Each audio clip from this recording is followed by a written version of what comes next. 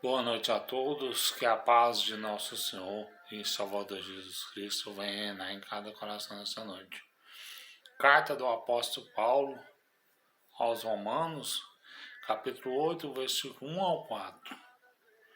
A nova vida debaixo da graça, segundo o Espírito de santidade e adoção. Portanto, agora nenhuma condenação há para os que estão em Cristo Jesus, que não anda segundo a carne, mas segundo o Espírito. Porque a lei do Espírito de vida em Cristo Jesus me livrou da lei do pecado da morte.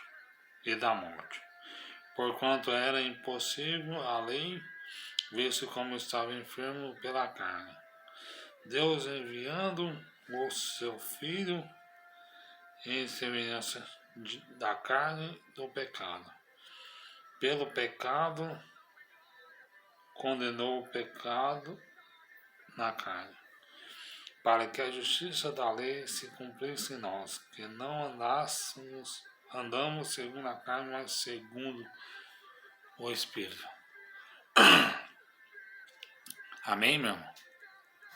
Sabemos que aqui no versículo 1 de Romanos, a Bíblia vai dizer, portanto agora, nenhuma condenação há para os que estão em Cristo Jesus, que não anda a carne, mas sim segundo o Espírito. Nós, quando nós estamos andando segundo o Espírito, nós pecamos e uma pessoa vem repreender nós pelo nosso pecado, nós somos humildes, nós aceitamos a repreensão. Mas quando nós não temos o Espírito Santo, quando nós pecamos contra o nosso próximo, contra Deus, as pessoas vai te repreender e você não aceita a exortação porque você não teve um novo nascimento. A ovelha, quando o pastor a repreende, ela dá ouvido ao pastor, mas aquele que é bode, ele não dá ouvido. O bode, ele quer dar chifradas, ele quer maltratar o seu dono. E aqui no versículo 2, porque a lei do Espírito de vida em Cristo Jesus me livrou da lei do pecado da carne. Amém? Sabemos que toda a lei, ela se conclui em Cristo. Porque se não tivesse lei, não havia Cristo. Sabemos que o homem pecou contra Deus. Romanos 3, 23. Porque todos pecaram e destituídos estão da glória de Deus. O pecado, Jesus me livrou do pecado da morte. Jesus te livrou e me livrou do pecado da morte. Eu e você, nós íamos ter que passar pela condenação eterna, condenado para o lago de fogo.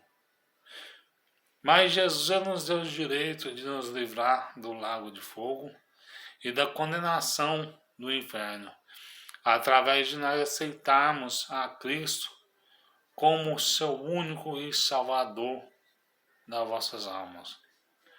João capítulo 3, versículo 16, 17 e 18.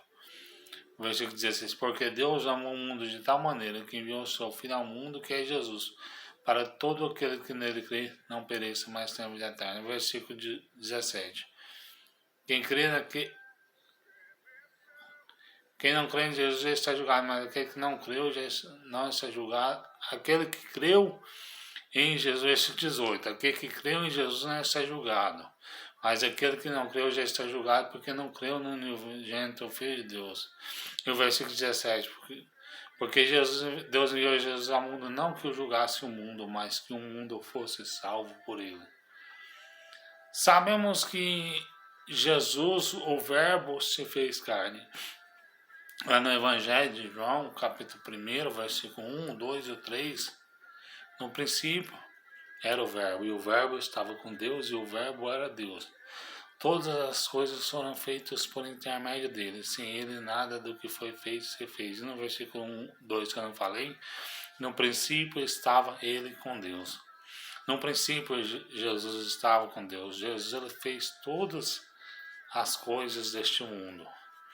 E aqui no versículo 3, porquanto que era impossível a lei, visto como estava enfermo pela carne, Deus enviando seu Filho em semelhança de carne do pecado, pelo pecado, condenou o pecado da carne.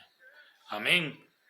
Sabemos que pelo pecado nosso, o meu pecado, o seu,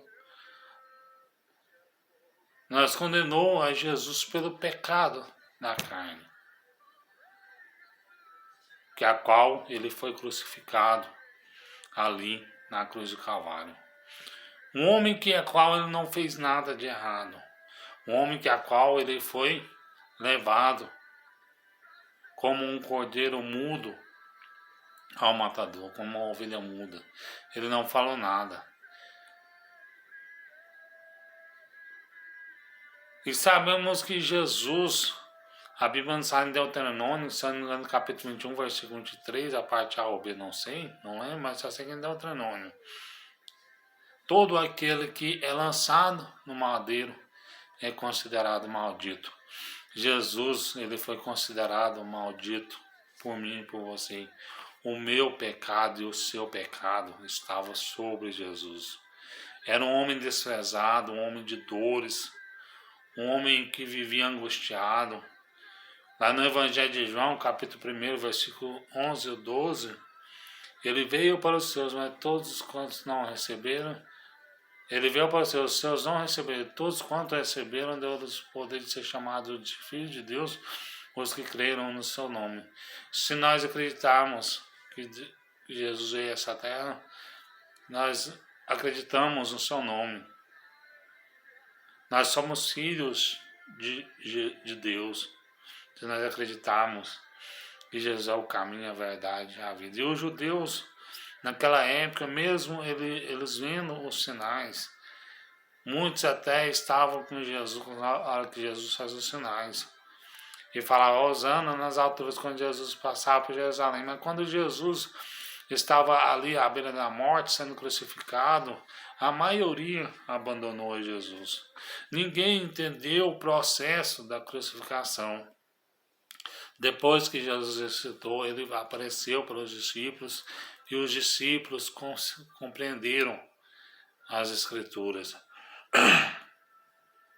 E para nós compreendermos as Escrituras, meu irmão, nós temos que ter o Espírito Santo de Deus. E quando nós temos o Espírito Santo de Deus, nós compreendemos as Escrituras. E aqui no versículo 4, para que a justiça da lei se cumprisse em nós, que não andássemos segundo a carne, mas segundo o Espírito. Para a lei se cumprir em nós, nós temos que andar segundo o Espírito e não segundo a carne. Quando nós andamos segundo o Espírito, nós não damos calote no nosso irmão. Quando nós andamos segundo o Espírito, nós não adulteramos, nós não pecamos contra Deus, pecados graves, nós não nos soberbece.